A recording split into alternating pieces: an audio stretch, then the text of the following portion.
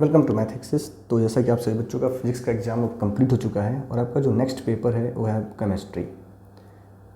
ठीक है, लेकिन नेक्स्ट पेपर के लिए बहुत ज़्यादा टाइम मिला है, बहुत ज़्यादा गैप मिला है और इस गैप को अगर आप सही से यूटिलाइज़ नहीं करते हो तो आपका केमिस्ट्री एग्ज़ाम भी ख़राब हो जाएगा और मैथ्स का एग्ज़ाम भी ख़राब हो सकता है, क्योंकि मैथ्स में आपको सिर्फ और सिर्फ एक दिन का गैप देखने को मिल रहा होगा।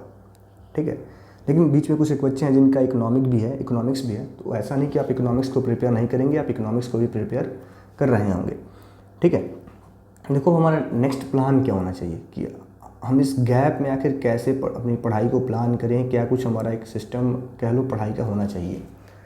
तो मैं आप सभी बच्चों को इतना ही कहना चाहूँगा कि अगर आपका केमिस्ट्री बहुत अच्छे से प्रिपेयर है या नहीं भी प्रिपेयर है तो आपको करना क्या होगा। अगर देखा जाए तो 4 मार्च को अगर हम लोग छोड़ दें, अगर हम 4 मार्च को, आज 4 मार्च है, इसको हम अगर छोड़ दें, इसको हम काउंट नहीं भी करें तो आपके पास टोटल 5 आपका 11 मार्च को केमिस्ट्री, यानी टोटल 6 दिनों का समय आपके पास है, 6 डेज। कौन कौन सा? तो 5 मार्च, 6 मार्च, 7 मार्च, 8 मार्च, 9 मार्च और 10 मार्च, पूरे 6 दिनों का समय है। और 10 मार्च का नेक्स्ट 11 मार्च को आपका पेपर ही है, तो उस पूरे 6 डेज आपके पास बचे हुए हैं। और इन 6 दिन को अगर आप सही से प्लान करते हो तो आप वाकई बहुत अच्छा कर रहे होंगे अपने दोनों ही सब्जेक्ट्स में। केमिस्ट्री में भी अच्छा कर पाएंगे और साथ ही साथ मैथमेटिक्स में भी बहुत अच्छा कर पाएंगे। और बाकी अगर आपका कंप्यूटर साइंस बहुत ज़्यादा प्रिपेयर नहीं है तो आप उस पर भी टाइम दे सकते हो अगर आपका मैथ्स प्रिपेयर हो जाए। ठीक है, क्योंकि 13 मार्च को आपका कंप्यूटर एप्लीकेशन है तो उसको भी हमें ध्यान में रखना है। तो आखिर इन गैप्स को हम कैसे यूटिलाइज़ करें, तो मेरा आप सभी बच्चों को यही सजेशन होगा कि आप 2 प्लान आपके लिए मैं डिस्कस करूँगा। 2 तरीके से आप अपना काम कर सकते हैं, 2 प्लान बना सकते हैं। फर्स्ट प्लान हमारा ये होगा, प्लान 1। अब आप देखो 2 तरीके मैं बता रहा हूँ, आप जिसको फॉलो करना चाहें वो आपके लिए बेस्ट है, आप उसको फॉलो कर सकते हो। ठीक है, पहला प्लान ये होगा कि हम लोग क्या करते हैं कि स्टार्टिंग के 2 डेज, स्टार्टिंग के 2 दिन यानी 5 मार्च एंड 6 मार्च, इन दोनों ही दिन हम सिर्फ और सिर्फ मैथ्स को पढ़ रहे होंगे, मैथ्स को ही पढ़ रहे होंगे, कुछ और नहीं पढ़ रहे होंगे, सिर्फ और सिर्फ मैथ्स अच्छे से कर रहे होंगे इन 2 दिनों तक। ठीक है, 5 मार्च को, 6 मार्च को, जितना हो सके, जितना हम टाइम दे सकें, 6 घंटे, 7 घंटे, जो भी मैक्सिमम आवर्स हमसे पॉसिबल हैं, उनमें हम मैथ्स को कर रहे होंगे। अपने मैथ्स में कोई भी कैसे कर रहे होंगे, हम सभी चैप्टर्स को का 1 शॉर्ट लेक्चर देख रहे होंगे, डिटेल में देख रहे होंगे, या फिर कैसे भी देख करके चैप्टर्स को का रिवीजन कर रहे होंगे। और चैप्टर के कॉन्सेप्ट आपको पता है तो उनको रिवाइज करने की बहुत ज़रूरत नहीं है। फिर आप क्या कर रहे होगे, तो अपने मैक्सिमम PYQs को प्रैक्टिस कर रहे होगे और कुछ एक जो आपके डाउट्स वाले क्वेश्चन हैं, आप उन डाउट्स को क्लियर कर रहे होगे। देखो सभी चैप्टर्स में कोई ना कोई आपका डाउट होगा, उनको आप क्लियर कर रहे होंगे या PYQ रिवाइज कर रहे होंगे। इस तरीके से करके आप अपने मैथ्स के मैक्सिमम सिलेबस को इन 2 दिनों में रिपीट करने की कोशिश करोगे। ठीक है, उसका भी मैं बहुत जल्द एक प्लान आपको दे दूंगा कि कौन से चैप्टर्स हैं जिनको आपको मैथ्स का करना चाहिए पहले इन 6 दिनों में। तो जो भी आपके मैथ्स मोस्ट ईजीएस्ट चैप्टर हैं आपको इन 2 दिनों में ख़त्म कर देना है रिवाइज करके, अब वो आपके ऊपर डिपेंड करता है। देन आप 7 मार्च को आप एक दिन थोड़ा सा कंप्यूटर एप्लीकेशन पर टाइम दे रहे होगे। किस पे?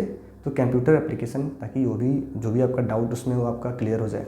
ठीक है, बाकी इसके बाद से आपका नेक्स्ट क्या होगा कि जो 8 आपका मार्च है, 9 मार्च और 10 मार्च, ये पूरा पूरा केमिस्ट्री को डेडिकेट कर दोगे।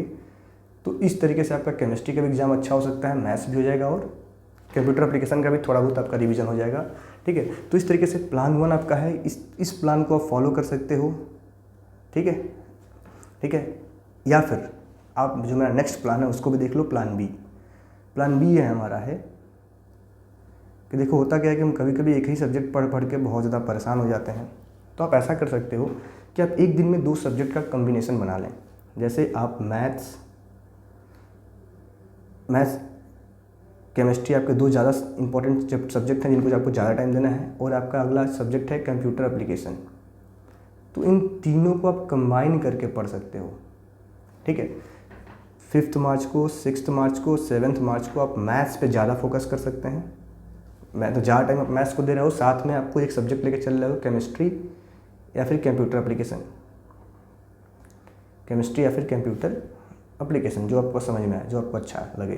ठीक है, आप डेली कम से कम 6 से 7 घंटे की पढ़ाई कर रहे हैं, 7 to 8 आवर्स आप डेली पढ़ रहे हैं। ठीक है, उनमें आप दोनों सब्जेक्ट पढ़ रहे हैं। एक दिन मानो आप मैथ्स केमिस्ट्री कर दिए, एक दिन आप मैथ्स कंप्यूटर एप्लीकेशन कर रहे हो। इस तरीके से करके आप स्टार्टिंग के 3 दिन तक दोनों ही सब्जेक्ट को अच्छे से फॉलो कर रहे हैं।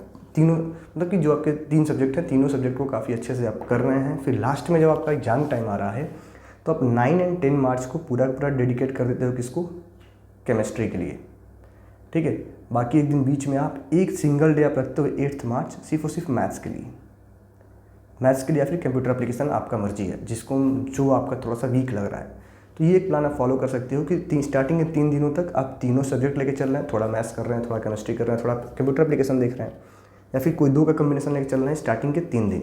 बाकी 9 और 10 मार्च को आप सिर्फ और सिर्फ केमिस्ट्री डेडिकेट कर देते हैं, क्योंकि आपने केमिस्ट्री थोड़ा बहुत पहले से पढ़ रखा है। आप इन 5, 6 और 7 मार्च को भी थोड़ा बहुत आप पढ़ रहे हो, और एक दिन पूरा आप दे देते हैं या तो मैथ्स को या फिर कंप्यूटर एप्लीकेशन को, वो आप पे डिपेंड करता है। तो ये हमारा 2 प्लान है, इनमें से जो भी आपको अच्छा लगे, जो भी आपको सूटेबल लगे, आप उनको फॉलो कर सकते हैं, ठीक है। फिर मेरा आपसे बच्चों को के लिए मैथ्स के लिए रिकमेंडेशन होगा कि पहले आप इन चैप्टर्स को कर लेंगे, जीएसटी, बैंकिंग, इन गैप में पहले आप इन चैप्टर को 100% रिवाइज कर लेंगे। GST, banking, linear inequations. लेकिन वीडियो में आगे बढ़ने से पहले मैं आपको बता दूं कि हमारे इस चैनल पे आपको एक क्वेश्चन सीरीज़ की वीडियो प्रोवाइड की जा रही है, जिसका लिंक वीडियो का डिस्क्रिप्शन में। उन वीडियोस को आप जरूर देखें, उसमें टोटल 10 वीडियोज़ आने वाली हैं, 5 पहले से अपलोडेड हैं। आप इन 10 वीडियोज़ को अगर देख के जाते हो तो ये 10 वीडियोज़ नहीं, आपके 10 क्वेश्चन हैं, इनको 100% देखो, ठीक है। देन आप कर लेना इसमें शेयर एंड डिविडेंड्स, ठीक है। फिर आपको करना चाहिए मेरे ख्याल से फैक्टराइजेशन, फिर आपको कर लेना है मैट्रिसेस, फिर आपको कर लेना है रेशियो एंड प्रपोर्शन, फिर आपको कर लेना है प्रोबेबिलिटी। देन आपको कर लेना है इसके बाद से प्रोबेबिलिटी के बाद से आपको करना चाहिए जो आपका नेक्स्ट चैप्टर होगा, factorization, ratio, proportion, matrices, probability, AP and GP. इसके बाद से मैं आपको बताना चाहूँ कि आपका जो अगला चैप्टर आप टारगेट कर सकते हो, रिफ्लेक्शन, ठीक है। रिफ्लेक्शन, ये ऐसे चैप्टर्स हैं जो इजी हैं, इन पे आप बच्चे कम ध्यान देते हैं, तो इन गैप्स में इनको आप अच्छे से रिवाइज कर लो, ठीक है, ताकि जब आपका फाइनल एग्ज़ाम आए, मतलब जब मैथ्स का हमारा पेपर होने को आए, तो हमें ये चैप्टर्स बहुत ज़्यादा ध्यान देने की ज़रूरत ना पड़े, क्योंकि ऐसे चैप्टर अगर आप इनका अभी इनको सही से पढ़ लेते हो, एग्ज़ाम के टाइम भी आप इनके क्वेश्चंस को बहुत ईजिली ख़त्म कर लोगे, ठीक है। बाकी अगर आपको हमसे मैथ्स में कोई भी हेल्प चाहिए, वैसे तो मैं आपको खुद ही वीडियो प्रोवाइड कर रहा हूँ। मैं कल के दिन से ही आपको कल से मैक्सिमम मैथ्स के वीडियोस मिलने शुरू हो जाएंगे, जिन वीडियोस को आप रेगुलर विजिट करो, फॉलो करो, सही से फॉलो करते हो, तो आप इजीली मैथ्स में काफ़ी अच्छा मार्क्स स्कोर कर पाएंगे। तो अगर वीडियो आप सभी को अच्छा लगा है तो हमारे चैनल को जरूर सब्सक्राइब कर लें, वीडियो को लाइक कर दें। Thank you.